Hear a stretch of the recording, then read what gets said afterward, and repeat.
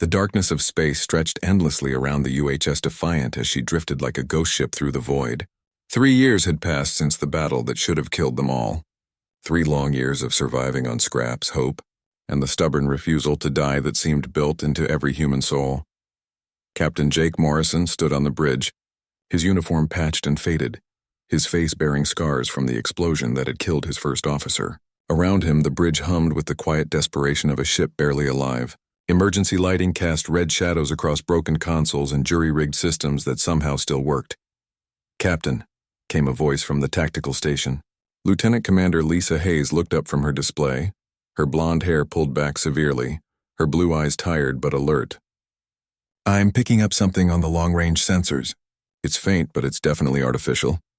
Morrison walked over to her station, his boots echoing in the empty bridge. Once, 40 officers would have filled this space. Now only 4 remained on duty. The rest of the survivors were scattered throughout the ship, keeping the critical systems running through sheer willpower and engineering miracles. "What kind of artificial?" Morrison asked, leaning over Hayes' shoulder to study the display. The screen showed mostly static, but buried in the noise were patterns that didn't belong to nature. "Communications," Hayes replied, adjusting the filters. "Multiple sources, all using the same encryption protocols. They're not human." Morrison felt his stomach tighten. For 3 years, they had been alone in the dark, believing that the rest of humanity was fighting a war they knew nothing about. The fragments of transmissions they had intercepted painted a grim picture. "The Zephyrian Empire was winning. Can you clean it up?" Morrison asked. Hayes nodded and began working her magic with the damaged sensors. She had been the best tactical officer in the fleet before the battle, and 3 years of desperate improvisation had only sharpened her skills. Her fingers flew across the controls, coaxing performance from systems that should have died years ago. The bridge doors slid open with a grinding noise, and Chief Engineer Pete Collins entered. He was a big man, his hands permanently stained with grease and his coveralls patched in a dozen places. Behind him came Dr. Amy Foster, the ship's medical officer, her brown hair streaked with premature gray from the stress of keeping 47 people alive with limited supplies. "Heard you found something interesting," Collins said, wiping his hands on a rag. His voice carried a slight southern accent that had only grown stronger during their isolation. "Maybe," Morrison replied. "Lisa's working on it." Dr. Foster moved to her station and began checking the ship's status displays. She had taken on the role of monitoring life support and environmental systems, since those directly affected the health of the crew. Every day was a balancing act between power consumption, air recycling, and water purification. "Got it," Hayes announced suddenly. The main screen flickered to life, showing a tactical display that made everyone on the bridge freeze. Hundreds of red dots filled the screen, moving in perfect formation through space. Each dot represented a warship, and there were more of them than Morrison had ever seen in one place. At the center of the formation was a massive signature, easily 10 times larger than anything else in the fleet. "How many?" Morrison asked quietly. Hayes ran the numbers through the computer. 212 confirmed contacts, Captain. "Maybe more hidden in the formation." Collins let out a low whistle. "That's not a fleet. That's an invasion force." Morrison studied the display, his mind racing. The enemy ships were moving with purpose, their course taking them directly toward the human core worlds. "Toward Earth itself, time to intercept?" he asked. Hayes worked the calculations quickly. "At their current speed, they'll reach the Sol system in 6 days, 14 hours. The bridge fell silent except for the hum of overtaxed systems and the distant sound of the ship's struggling engines. Morrison felt the weight of command pressing down on him like a physical thing. 47 lives under his protection, and now the knowledge that billions more might depend on what he decided to do next. Dr. Foster broke the silence. "Our communications are still down. Even if we could get a message out, it would take weeks to reach any human forces.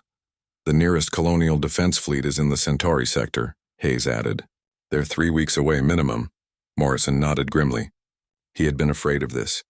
The enemy had planned their attack well, drawing human forces away with diversionary actions while their main fleet moved against Earth itself. "What's our status, Pete?"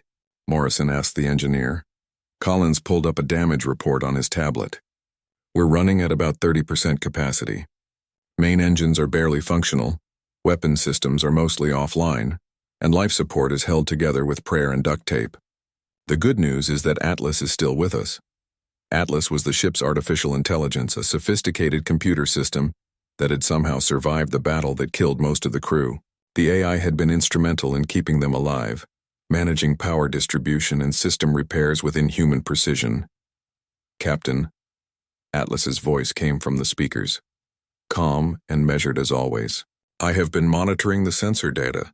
The enemy fleet configuration suggests this is their primary assault force. If they succeed in taking the Sol system, human resistance in this sector will collapse." Morrison walked to the center of the bridge, his hands clasped behind his back. Through the main viewport, stars wheeled slowly as the Defiant continued her endless drift. Somewhere out there, humanity was fighting for its survival, not knowing that the killing blow was already on its way. "Options?" Morrison asked his small crew. "We could try to repair the communications array," Dr. Foster suggested. "Warn Earth what's coming."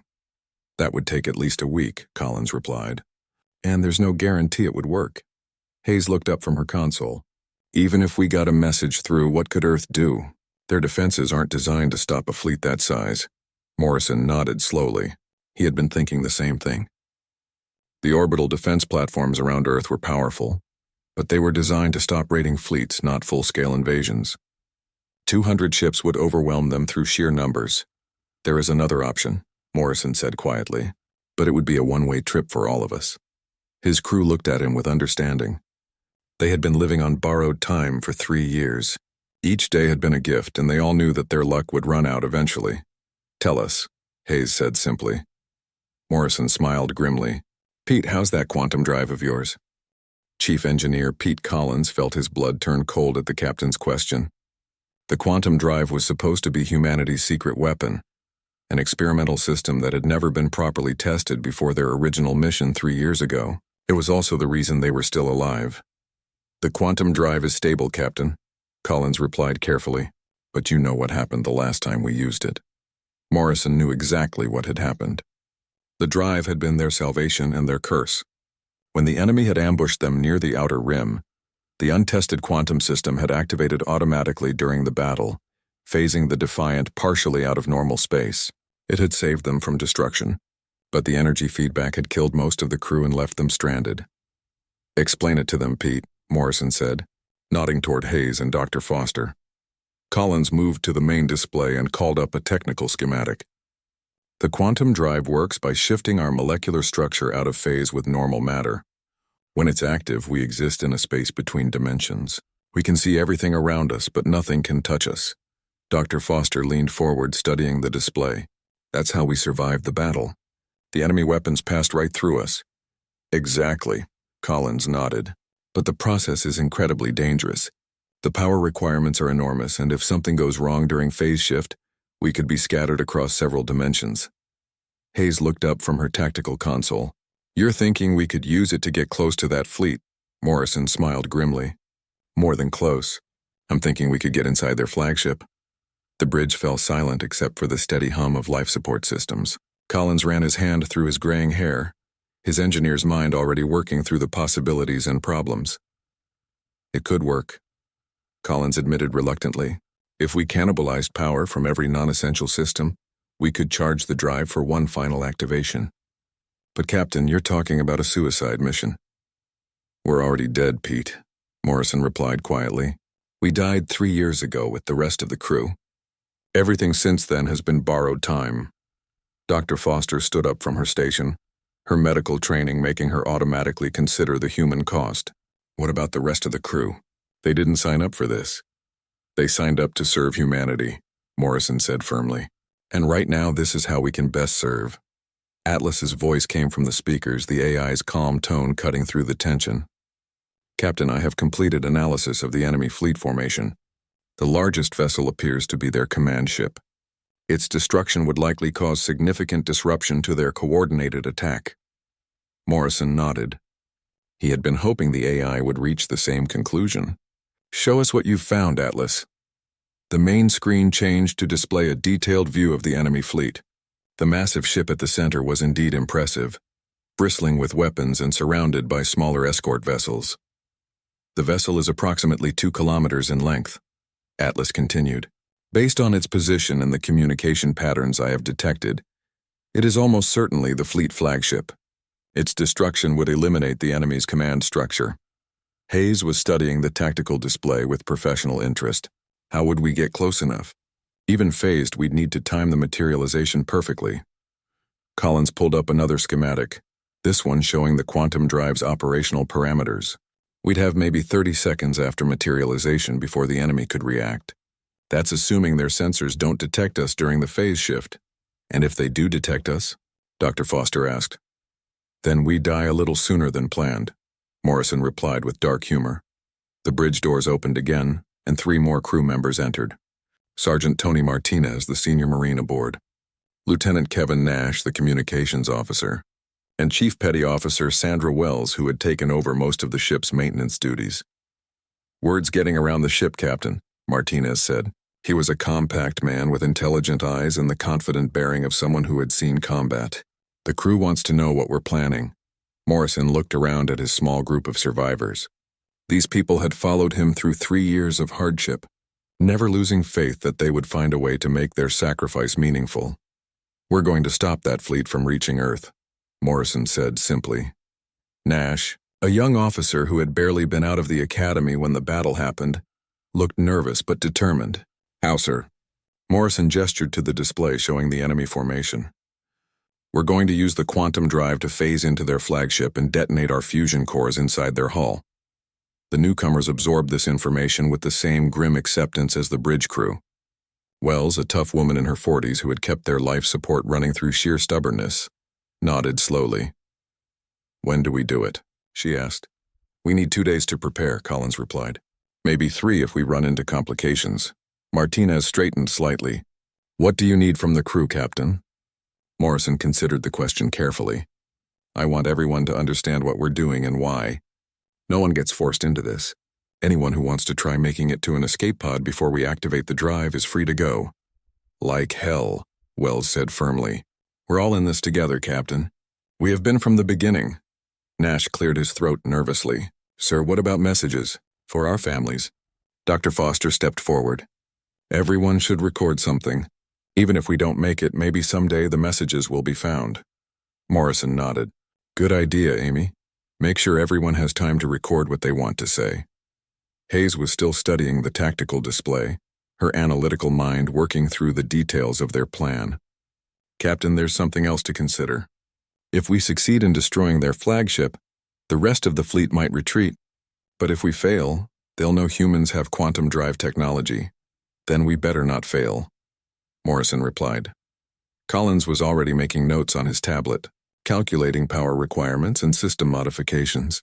I'll need to start stripping power conduits from the non-essential decks, and we'll have to shut down life support to everything except the bridge and engineering. Do it, Morrison ordered.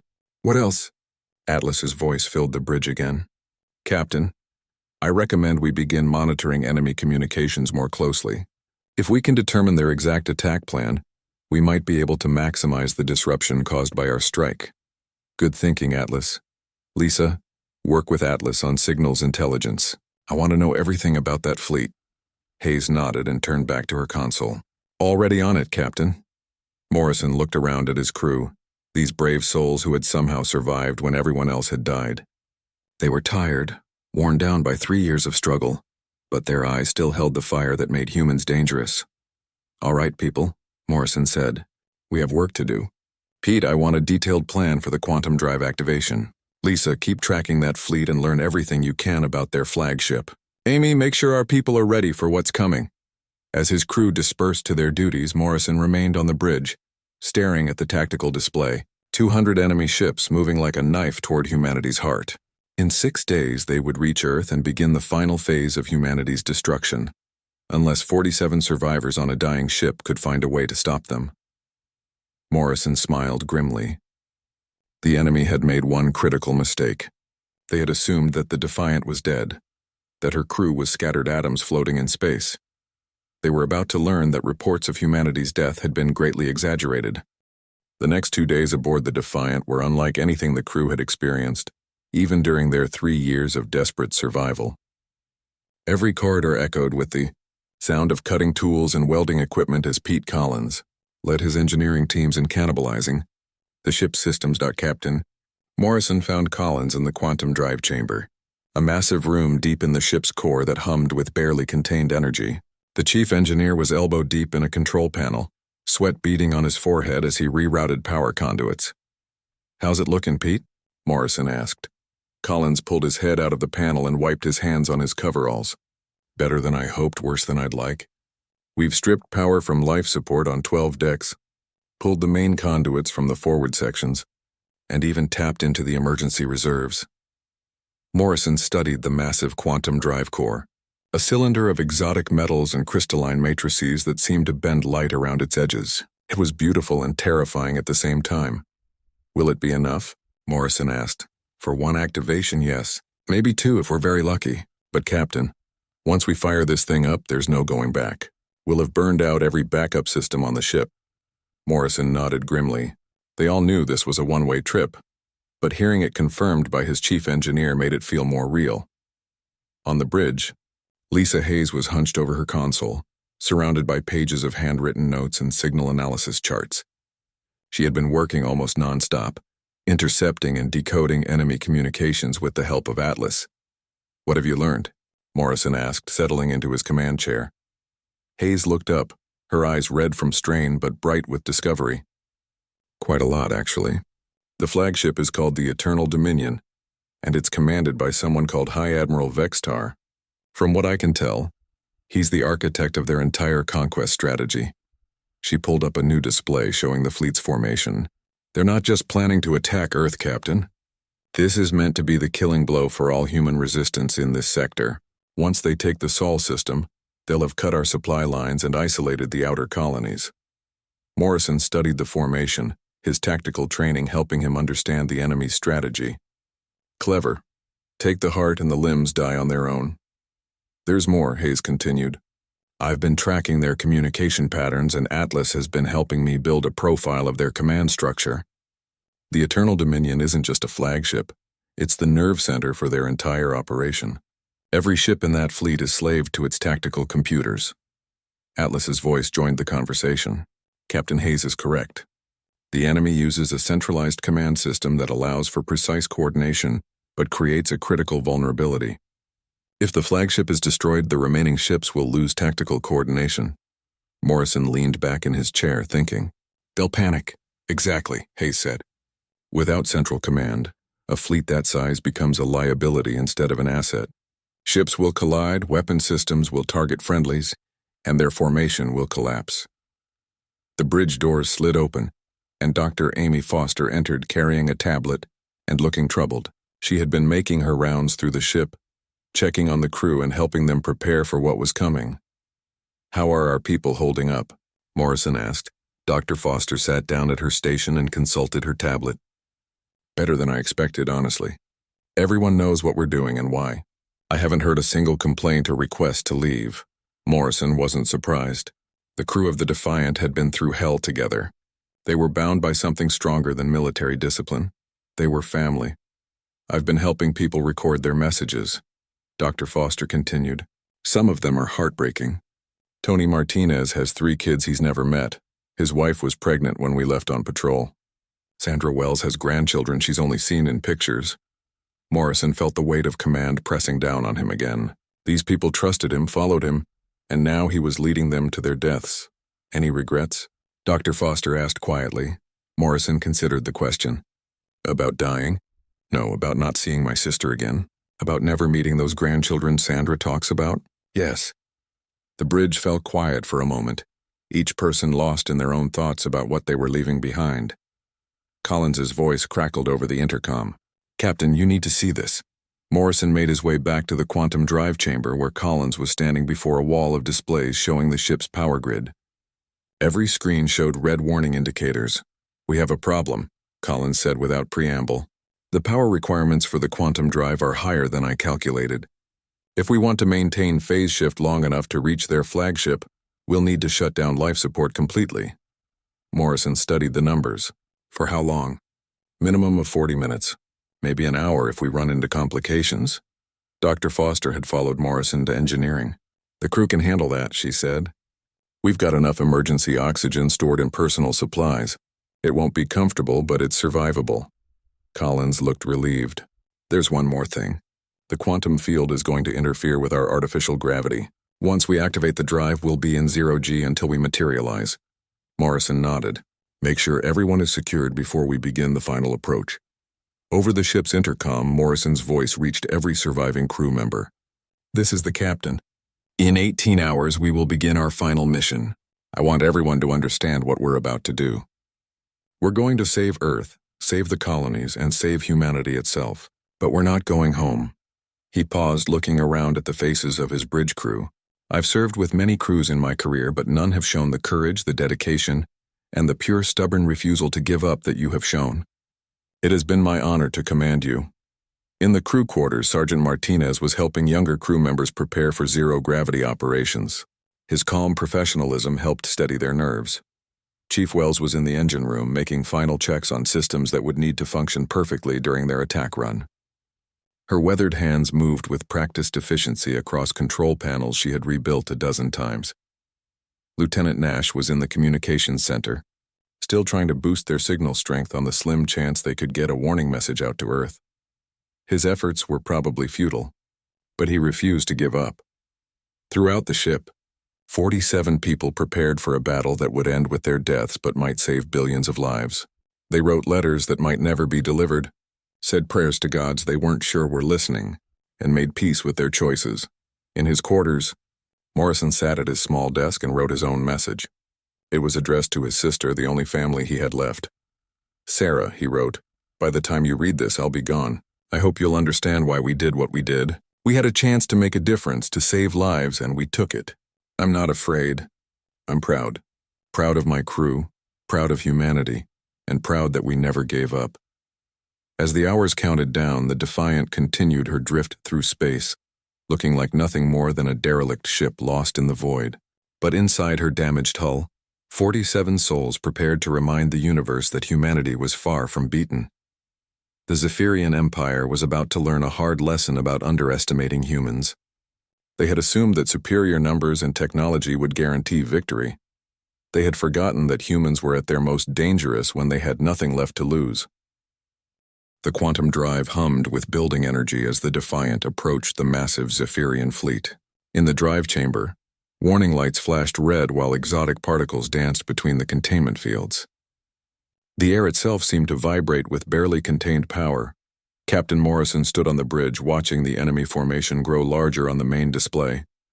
212 ships moved through space like a steel curtain, their hulls gleaming with alien metals and bristling with weapons that could crack planets. Quantum drive charging at 80%, Collins reported from engineering. All non-essential systems are offline. Life support is running on emergency reserves only. Around the ship, the crew had secured themselves in crash positions and activated their emergency oxygen supplies.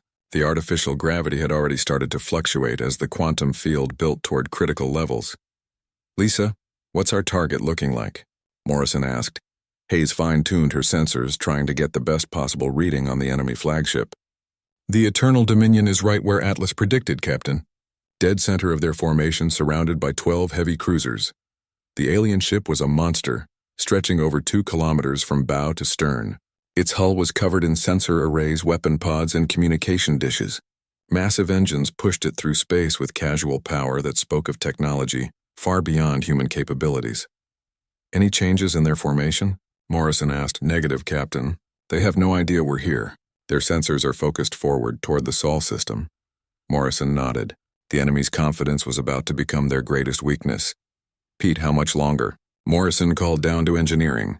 5 minutes to full charge, Captain. Once I activate the phase shift, we'll have approximately 40 minutes of air on emergency reserves. Dr. Foster was monitoring life support from her station. Everyone's oxygen supplies are good. Medical teams are standing by in case anyone has problems with 0G. Atlas's calm voice filled the bridge. Captain, I have identified the optimal materialization point within the enemy flagship. Based on structural analysis, the quantum core chamber would provide maximum damage potential. Morrison studied the tactical display showing the interior layout of the Eternal Dominion that Atlas had constructed from sensor data. The AI had marked a specific section near the ship's center. "Show me," Morrison ordered. The display changed to show a cutaway view of the alien ship.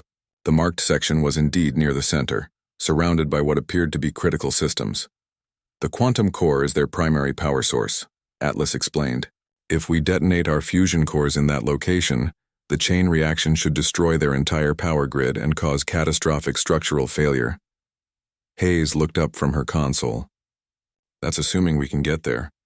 Once we materialize, they'll detect us immediately."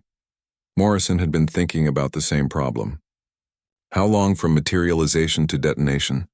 Collins's voice crackled over the intercom.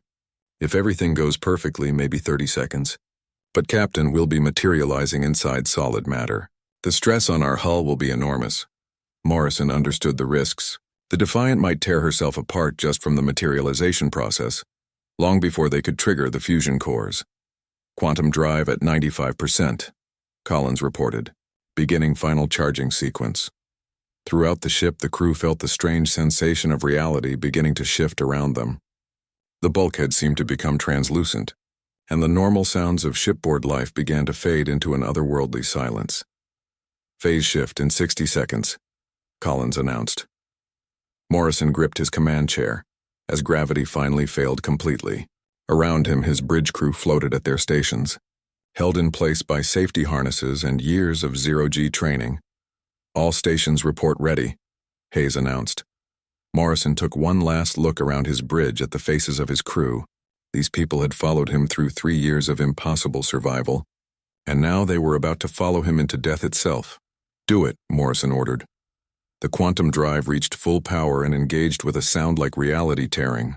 The Defiant phase shifted out of normal space-time, becoming a ghost ship existing between dimensions. Suddenly, the viewports showed an impossible sight.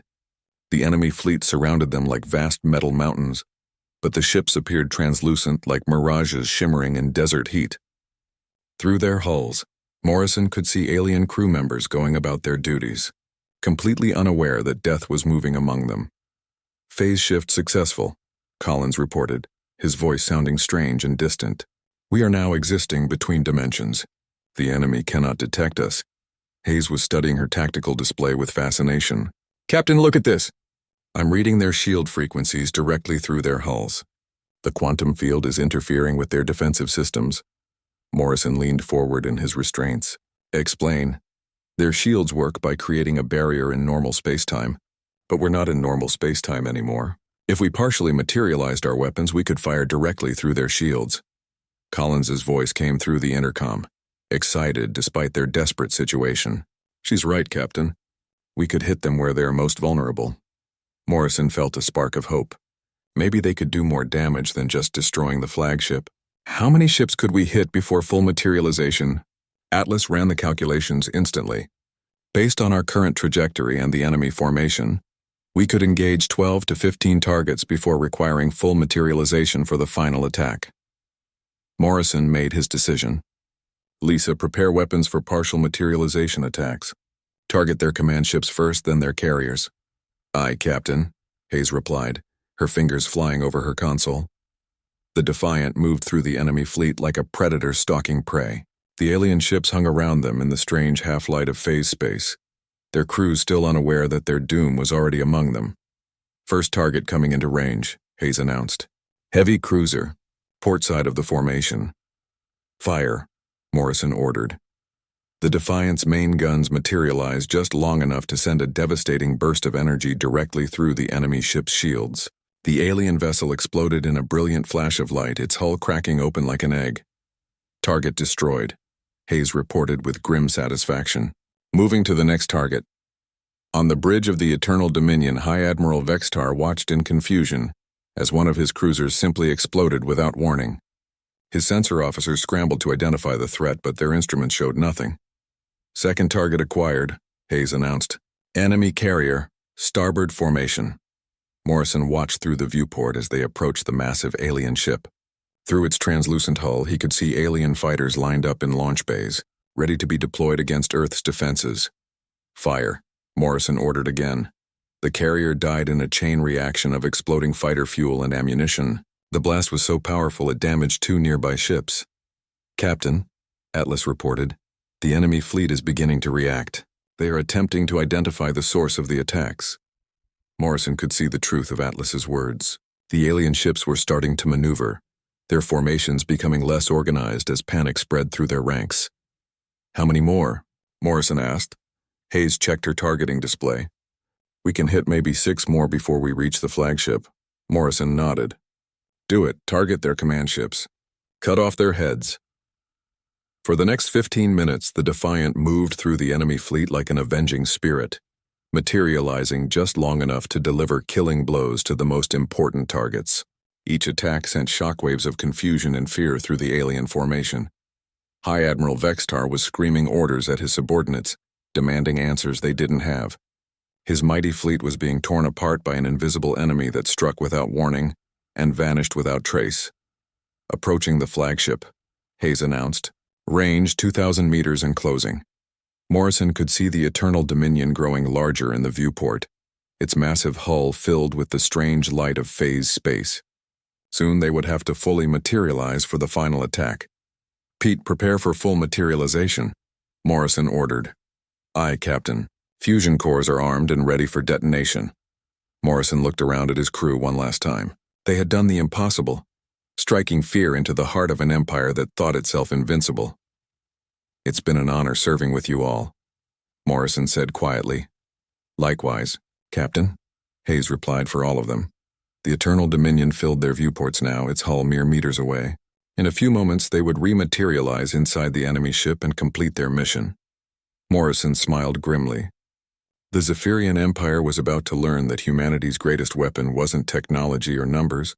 It was the willingness to sacrifice everything for those they loved. "Materializing in 5 seconds, Collins announced from engineering, his voice steady, despite knowing these were likely his last words. Captain Morrison gripped his command chair as the Defiant began to shift back into normal space-time. Through the viewports, the translucent hull of the Eternal Dominion became solid and real, its alien metal glowing with the strange energies of the quantum field. 3, 2, 1, materializing now. Reality crashed back around them with the sound of tortured metal. The Defiant's hull screamed as her atoms tried to occupy the same space as the alien flagship. Sparks flew from every console on the bridge as the two ships' matter fought for existence in the same dimensional space. Morrison felt the ship shudder and buckle around him. Warning alarms shrieked from every station, and emergency lights bathed the bridge in hellish red. But they were inside. The impossible had worked. "Hull breach on decks 4 through 7, Dr. Foster reported, her voice strained. "Emergency force fields are holding, but barely." Hayes was hunched over her tactical console, trying to make sense of readings that defied physics. "Captain, we're reading massive structural damage to the enemy ship. Our materialization has torn holes throughout their hull." Through the deck plating beneath their feet, Morrison could hear the sound of alien voices screaming in panic and confusion. The enemy crew was trying to understand how a human ship had suddenly appeared inside their flagship. "Pete, how long do we have?" Morrison called down to engineering. Collins's voice crackled back through damaged speakers. "The quantum field is destabilizing. Our hull can't take much more of this. Maybe 2 minutes before we tear ourselves apart." Morrison nodded grimly. 2 minutes to complete their mission and save humanity. "Atlas, confirm our position," Morrison ordered. The ship's AI processed data from the remaining sensors. "We have successfully materialized within the enemy flagship, Captain. Our position is approximately 50 meters from their quantum core chamber." "Perfect." They were exactly where they needed to be. On the bridge of the Eternal Dominion, what remained of it after the Defiant's violent materialization, High Admiral Vextar stared in disbelief at the impossible sight. A human warship had somehow appeared inside his flagship, tearing through bulkheads and support structures like they were made of paper. His bridge was in chaos. Half of his control stations were offline, and emergency lights flickered as power systems tried to compensate for the massive damage. Through the gaps torn in his ship's hull, he could see the human vessel embedded like a dagger in his ship's heart. "All weapons, target the human ship," Vextar screamed at his surviving crew. "Destroy them before they can complete whatever madness they're attempting." But it was too late for conventional weapons. The two ships were so intertwined that any attack would destroy the Eternal Dominion along with the Defiant. Morrison felt another massive shudder run through his ship as more structural supports failed. Through the viewports, he could see alien crew members floating in the vacuum where their ship's hull had been torn away. Some were trying to reach emergency suits. Others were simply staring in shock at the human ship that had appeared in their midst. "Captain," Hayes reported, "enemy ships are moving to surround us, but they can't fire without destroying their own flagship." Morrison smiled coldly. The enemy's formation was working against them now. The very ships meant to protect their command vessel were preventing them from stopping the Defiant. "Pete, initiate fusion core detonation sequence," Morrison ordered. "Aye, Captain. Fusion cores are armed. Detonation in 60 seconds. Morrison activated the ship-wide intercom for the final time. "All hands, this is the captain. In 1 minute, we complete our mission. Earth will be safe, humanity will survive, and the galaxy will remember that we were here." Throughout the dying ship, 47 voices responded as one. "Aye, Captain." In engineering, Pete Collins watched the fusion core countdown with the calm professionalism of a man who had spent his life working with dangerous energies. Around him, his engineering team maintained their posts, ensuring that the cores would detonate properly even as their ship disintegrated around them. On the bridge, Lisa Hayes continued monitoring the enemy fleet even though it no longer mattered. Her tactical training wouldn't let her stop. Even at the end, Dr. Foster was checking on crew members throughout the ship, offering comfort to those who needed it in their final moments. Sergeant Martinez had gathered his Marines in the ship's armory, and they stood at attention in their dress uniforms, ready to meet death as soldiers. Chief Wells was in the engine room, her weathered hands steady on the controls that would ensure their sacrifice meant something. Lieutenant Nash had finally given up trying to repair their communications system. Instead, he was broadcasting a simple message on all frequencies. "Remember the Defiant. Remember what we did here today." Morrison looked around his bridge at the faces of his crew. They were scared, only a fool wouldn't be scared. But they were also proud. Proud of what they had accomplished, proud of what they were about to do. 30 seconds to detonation, Collins reported. Through the hull of the alien flagship, Morrison could hear the sound of cutting tools as enemy crews tried desperately to separate the two ships. It was far too late for that. High Admiral Vextar had finally understood what the humans were planning. His mighty fleet, his grand strategy to crush humanity, was about to be destroyed by 47 survivors on a dying ship. "All ships, retreat to safe distance," he broadcast to his fleet. "Repeat, all ships retreat immediately." But there wasn't time. The Defiant's fusion cores were designed to power a battlecruiser for decades. When they detonated simultaneously, the energy release would be equivalent to a small star-going supernova. 10 seconds, Collins announced calmly. Morrison closed his eyes and thought of his sister Sarah, somewhere on Earth, probably watching the morning sunrise and not knowing how close she had come to losing everything. 5 seconds. Hayes reached across the gap between their stations and took Morrison's hand. Around the bridge, his crew did the same, connecting with each other in their final moment. 2 seconds. Morrison opened his eyes and smiled at his crew. These incredible people who had chosen to die so that billions of others could live. 1 second. The Defiant's fusion cores detonated simultaneously, creating a ball of pure energy that consumed both ships in an instant. The explosion tore through the Eternal Dominion's hull like tissue paper, then continued expanding outward at a significant fraction of light speed. The quantum energies from the Defiant's experimental drive mixed with the fusion reaction, creating something unprecedented. Instead of a simple explosion, the detonation created a temporary tear in space-time itself, a miniature black hole that lasted for exactly 3.7 seconds before collapsing. In those 3.7 seconds, the gravitational anomaly consumed 17 more ships from the enemy fleet, including 8 heavy cruisers and 2 carriers. The remaining ships, nearly 200 of them, found their formations shattered and their command structure completely destroyed. Without the Eternal Dominion's central coordination, the Zephyrian fleet descended into chaos. Ships collided as their navigation systems failed. Weapon systems locked onto friendly targets. The precise formation that had been their greatest strength became a trap that claimed dozens more vessels. High Admiral Vextar died in the first microsecond of the explosion, vaporized along with his flagship and his dreams of conquest. His last thought was a grudging admission of respect for the humans who had outfought him, with nothing but courage and determination. The surviving Zephyrian ships, leaderless and demoralized, began a panicked retreat toward their own territory. The great invasion fleet that was supposed to end human resistance had been shattered by the sacrifice of 47 souls on a ship that was already supposed to be dead. On Earth, humanity would never know how close they had come to extinction or the names of the people who had saved them. The official records would list the crew of the Defiant as missing in action, presumed dead.